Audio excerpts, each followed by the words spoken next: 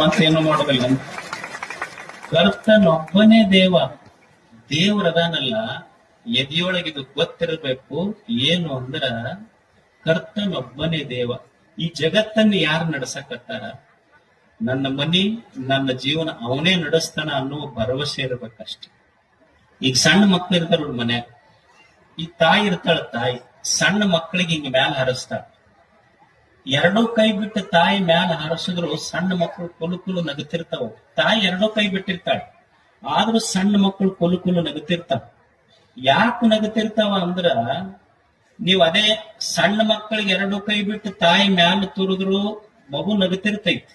ಅದೇ ದೊಡ್ಡವ್ರಿಗೆ ಹಿಂಗ್ ತೂರಿ ಮ್ಯಾಲ ಹೋಗ್ತಾರ, ಅವ್ರು ಕೆಳಗ್ ಬರೋದಿಲ್ಲ. ಅವ್ರು ಸಣ್ಣ ಮಗುವಿಗೆ ಎರಡೂ ಕೈ ಬಿಟ್ಟು ತಾಯಿ ಮ್ಯಾಲ ತೂರಿದ್ರು ಸಹಿತ ಮ್ಯಾಲ ಹೋದ ಮಗು ನಗುತ್ತಿರ್ತೈತಿ. ಯಾಕೆ ನಗುತ್ತಿರ್ತೈತಿ ಅಂದ್ರ, ನನಗೆ ಜನ್ಮ ಕೊಟ್ಟ ತಾಯಿ ನನಗ್ ಕೈ ಬಿಡುದಿಲ್ಲ ಅನ್ನುವ ಭರವಸೆ ಆ ಮಗುವಿಗೆ, ಅದಕ್ಕದು ನಗುತ್ತಿರ್ತೈತಿ.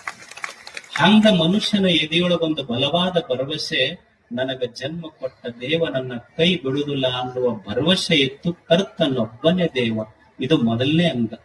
ಸತ್ಯವೇ ಸುಭಾಷೆ, ನಾಲ್ಗೆ ಮ್ಯಾಲ ಒಂದೆರಡು ಚಲೋ ಮಾತಿರ್ಬೇಕಷ್ಟೆ. ಒಳ್ಳೆಯ ಮಾತುಗಳೇನದಾವಲ್ಲ, ಜೀವನ ಕಟ್ಟುತ್ತ. 12ನೇ ಶತಮಾನದ ಶರಣ